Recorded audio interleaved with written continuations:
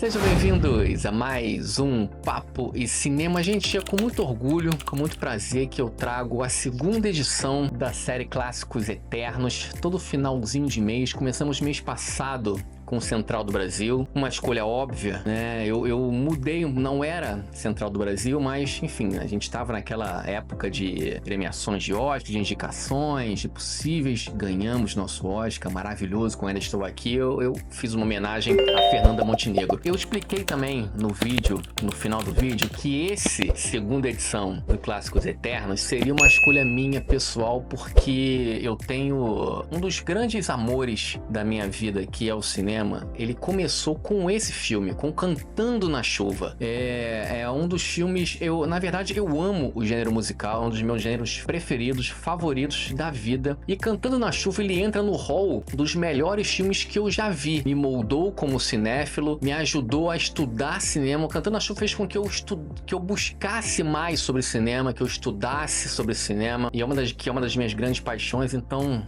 com muito prazer, se preparem para um vídeo recheado de informações sobre esse filme que mudou a história dos musicais. Eu considero Cantando na Chuva como o musical dos musicais, o pai de todos. Então é isso, vamos com muito prazer, com muito... Ah, e tem um detalhe também, curioso, vou compartilhar com vocês. Eu me preparei para fazer um vídeo gigantesco, de uns 40 minutos, mas eu tenho pena, eu tenho compaixão do meu editor, então esse vídeo eu tenho que chegar no máximo até 15 minutos, não ficar muito longo para ele. Então eu vou tentar enxugar para vocês esse bate-papo sobre Cantando na Chuva agora aqui no Papo e Cinema. Produção, roda a vinheta e vamos com tudo.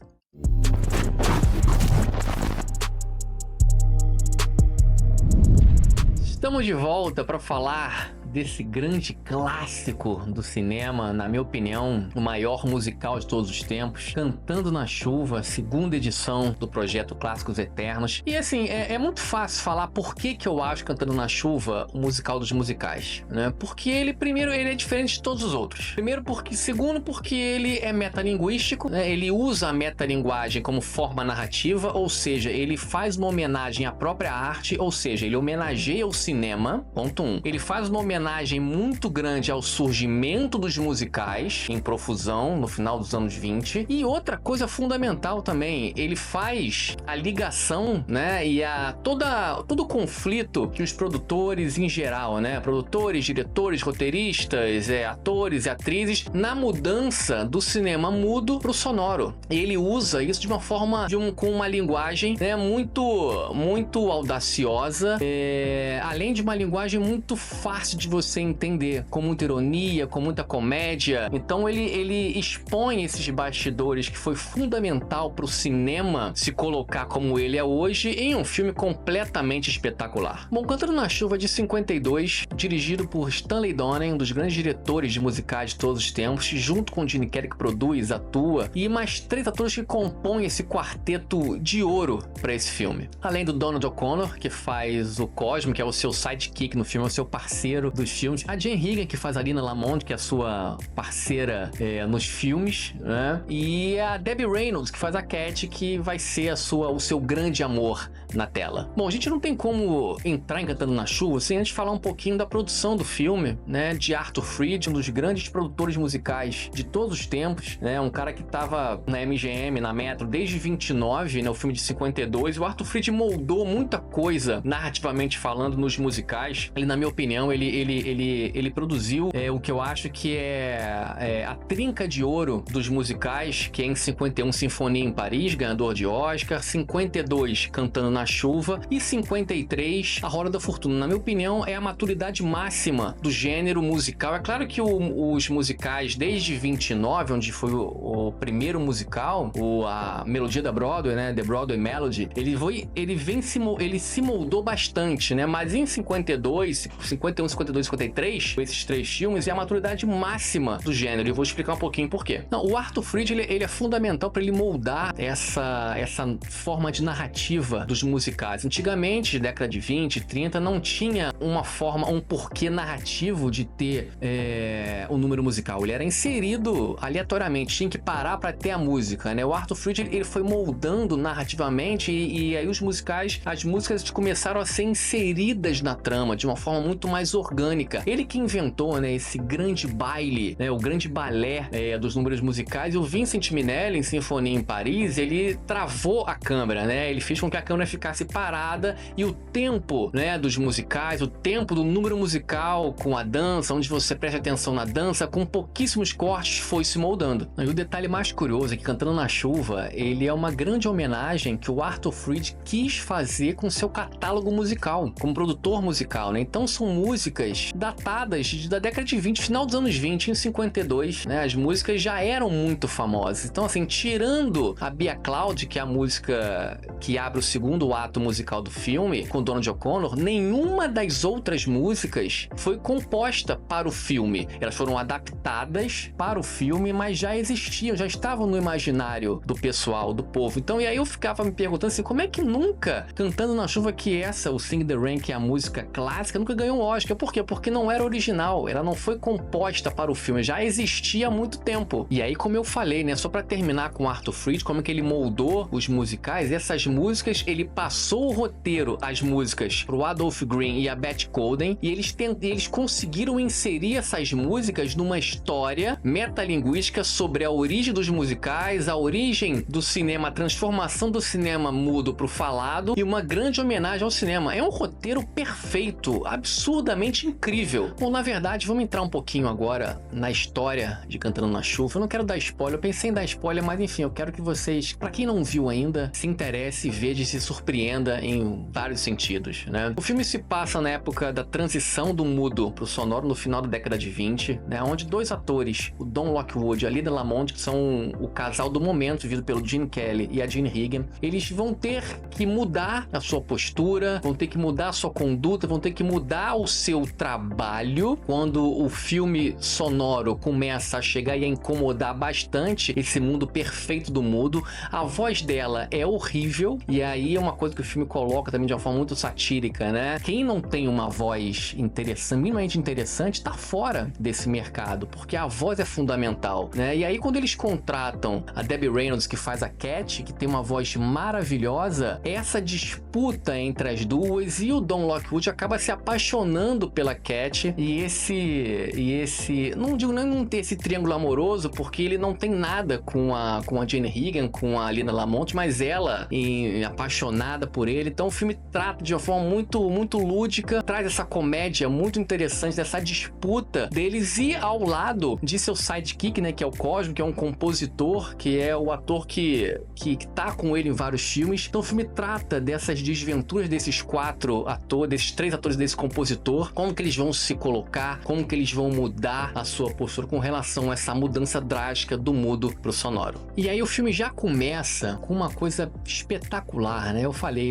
ele é metalinguístico na essência, né? Então você tem um filme dentro de um filme, eles vão na estreia, o filme abre com a estreia do Patife Real, né? Que é o filme do momento do Don Lockwood e da Lina Lamont. E aí ele é entrevistado por uma radialista, por um programa de rádio, né? Que era o grande, no final dos anos 20, né? Era o grande pedra no sapato, a grande disputa pro cinema. O cinema sonoro chega para disputar com o rádio, né? No final dos anos 20, o rádio tá muito em foco, tá muito em alta, e o sonoro ele chega para tentar ter essa disputa. Então ela faz uma coisa, ela vai entrevistar o Don Lockwood, né? Me conte a verdade, como é que você chegou aonde você está. E ele faz uma coisa que é genial, que já é o gênero brincando, explicando pra gente o que é, né? E é onde ele vai contar a história dele, de como que ele surgiu lá no vaudeville junto com o Cosmo, né? Que eram esses números espaçados, né? Os vaudevilles eram esses números fragmentados, né? Uma pessoa em um momento tocava um piano, a outra sapateava, a outra tocava, a outra jogava faca. Então eram números que era um movimento que veio da Europa, né? E se instalou nos Estados Unidos no final dos anos 20, e ele conta essa trajetória que veio da dança de vaudeville, só que ele mente. E uma coisa que é muito engraçada que eu vou falar agora, que é para situar o que aconteceu, que é uma mudança drástica, característica fundamental do cinema sonoro. Que é o seguinte, quando surge o cinema sonoro, né, obviamente, o que que eles queriam, o que tinha que ter importância, o que tava no momento. Era o som, obviamente, né? Então tudo tinha que fazer barulho, tudo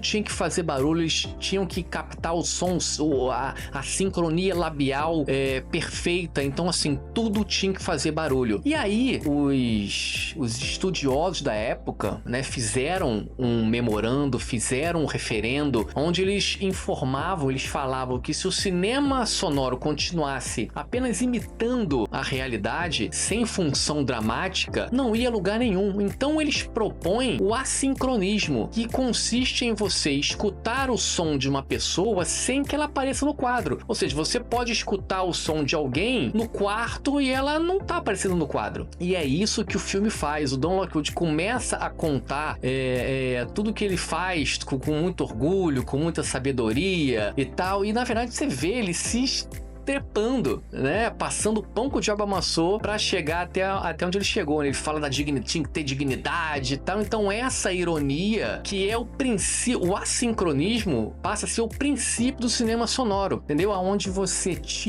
desmistifica tudo que tem que fazer barulho e você tá imitando a realidade e você conseguir estabelecer uma narrativa e um sentido onde você consegue brincar com essas ironias e com as múltiplas funções narrativas que o sincronismo vai te colocar. Bom, e uma coisa que é interessantíssima no filme, é muito bacana, para um musical na essência, o primeiro número musical acontece com 25 minutos, com a Cat, né, que ela sai do bolo e tal, parará. Mas até lá, o filme ele vai te colocando, ele vai te mostrando, ele vai te ensinando todo esse processo traumático, difícil da transição do mudo pro sonoro, de uma forma jocosa, de uma forma irônica, de uma forma engraçada, né, com tons de comédia muito claros ali, e vai apresentando uma das soluções que eles começam a perceber, que é a dublagem, né? E toda a dificuldade que eles vão tendo em gravar o som, né? Com o microfone tendo que ficar no meio do sutiã, dentro do vestido, isso é uma dificuldade muito grande, e eles percebem que com a dublagem a coisa vai melhorar bastante, né? E mais, né? A dificuldade dos atores terem que mudar e realmente saberem atuar, porque no cinema mudo eles têm muito a pantomima, né? Que é uma das bases do cinema mudo, que é aquele gestual muito brusco, né? Muito caricato, pra lá, e não sei o que, e sabe, aquele gestual que no cinema falado, com o assincronismo e com essa nova linguagem pré-estabelecida, tudo fica muito falso. Então eles vão ter, além de saber falar e de atuar e ter um texto interessante, tem que saber atuar. Então essa dificuldade é mostrada ao longo do filme de uma forma muito interessante. Bom, vamos entrar agora num momento que eu gosto bastante, né? Que é falar sobre os números musicais. Todos eu acho maravilhosos, mas eu vou comentar sobre 3 aqui que me impactam bastante, que todos estão inseridos na trama, narrativamente, no meio da ação diegética, de uma forma fluida. Então, assim, são números geniais, né? O primeiro que eu vou comentar com vocês é o Make 'Em Laugh, que é com Donald O'Connor, né? Que é o Cosmo, que é esse sidekick, né? Que é esse compositor, que é esse músico de estúdio que vira um produtor na época, contratado pelo estúdio, né? Um dos pianistas que conseguem o emprego, porque muitos foram mandados embora, né? Muitos eram apenas músicos de estúdio para tocar no cinema mudo, né? Pra ficar tocando no meio do set. Vários perdem o emprego, mas ele é contratado pelo estúdio. E aí, na verdade, essa versão do Make 'Em Laugh é genial, porque o Donald O'Connor, ele vem da dança do vaudeville, né? Da dança vaudeville. E assim, toda a parte acrobática dele, o número é genial. Ele pula, ele usa o banco, ele usa um boneco, ele dá pirueta na parede, é fluido assim, e com uma cara, sabe, com uma cara linda, com uma cara de quem tá tranquilo, e toda a dificuldade da cena é genial. O que o Donald O'Connor faz, e engraçado, uma coisa legal, que a coreografia da direção, né, é do Gene Kelly, então ele ficou muito impressionado com o Donald O'Connor dançando, fazendo esse número, e na verdade na trama tem a ver porque ele tá apaixonado, fica apaixonado pela Cat, né, pela Debbie Reynolds, o Gene Kelly, e ela dá vários foras nele, e essa versão é pra ele fazer rir. Vamos lá, sorria, seja feliz. É um número musical espetacular. Bom, vamos entrar agora no ápice do filme, no momento chave do filme, na melhor cena do filme, que é a cena do Cantando na Chuva. Um número que, assim, virou um ícone, né? Toda essa parte iconográfica da sequência, que muita gente conhece, ele segurando no poste, dançando, mas muitas pessoas também não viram o filme, conhecem a cena, mas não viram o filme. É genial porque ele faz uma homenagem ao musical na essência, ao musical que salva, ao musical que é um gênero que é metalinguístico, né, na essência, e muitas vezes é um gênero escapista, porque para quem não sabe, o musical nasceu no final de 28, no final da década de 20, né, em 29. Isso se dá um ano depois da queda da Bolsa de Nova York, onde devastaram as pessoas dos Estados Unidos, né, perderam tudo financeiramente. Então, e 10 anos depois, você tem a Segunda Guerra começando. Então, assim, o musical, na essência, ele foi criado para que ele trouxesse um alento, coisas boas, para que você não acabasse, não desistisse da vida, né? Então, é um estilo de escapismo mesmo. Muita gente não gosta de falar, mas ele é o estilo mais diferente que tem, mas é isso, é quando você imagina quando tá tudo, eles pensavam isso, né? Quando tá tudo ruim, tudo desmoronando, tua vida está uma zerda, você põe um musical que as coisas pra você vão melhorar, né? As coisas vão começar a saírem melhor, as coisas vão começar, você vai esparecer a mente, você vai ter um sentido novo pra vida. Essa é a essência do musical quando foi criado. Bom, e o genial nessa sequência, Cantando na Chuva, é o que eu falei, é a essência do musical na íntegra, né? Porque no filme, na trama, ele tá desesperado, ele tá triste, ele provavelmente não vai conseguir botar o filme dele, o filme falado dele para estrear, um filme que tá com muita dificuldade de atuações, da dublagem, o som não tá legal, ele não é um ator que consiga atuar de uma forma direita, então ele tá muito decepcionado com ele mesmo. Mas ele tá apaixonado pela Cat. Aí tá chovendo, ele vai embora, ele dá um beijo nela, ele tá muito triste, mas aí ele começa a dançar e ele tem esperança de novo, né? Ele volta a sorrir e ele pediu, né, pra não ser em um estúdio muito grande como é em Broadway Melody, né, aquele estúdio gigantesco na última cena do filme, no último número musical do filme. Ele quis que fosse como se fosse numa rua mesmo, ele brincando com o poste, brincando com a poça, brincando com o guarda, usando o cenário de uma forma que ele pudesse fazer os movimentos de dança de uma forma fácil, de uma forma prática e inesquecível. Então, assim, é um número que eu adoro. Eu já vi algumas dezenas e dezenas de vezes, sei de cor e salteado cada passinho que ele dá, e é um número que expõe exatamente a essência do musical que eu acabei de explicar para vocês. Bom, e o interessantíssimo o último momento musical do filme, que na verdade destoa totalmente do filme como narrativa, mas que é uma grande homenagem que o filme faz ao Arthur Freed, o seu produtor, ao seu primeiro filme que ele produziu na Metro, né, que é o Melodia da Broadway, né, o Broadway Melody. Na verdade, é uma grande história com início, meio e fim. É muito interessante, é muito bonito a sequência de um aspirante que chega na Broadway, a ator, a músico, a querer ser famoso, e ele vai conhecendo e vai participando de toda a evolução dos musicais, dos números musicais. Então ele vai passando pelo burlesco, a ascensão do burlesco, dos vaudevilles, do Ziegfeld Follies. Então a gente vai conhecendo e vai vendo a evolução desse personagem, desse aspirante ator, em um número extremamente incrível, num estúdio gigantesco. É absurdo o tamanho do estúdio, uma penca de figurinos. É um número muito especial e que tá na cabeça do Don Lockwood quando ele vai apresentar pro diretor o final desse filme que eles querem rodar, que é o Cavaleiro Dançante. É muito interessante, é um número muito especial. Melodia da Broadway, essa grande homenagem ao primeiro filme do Arthur Freed. Bom, e no final do filme as coisas se desenrolam aonde tem que ser, dentro do cinema,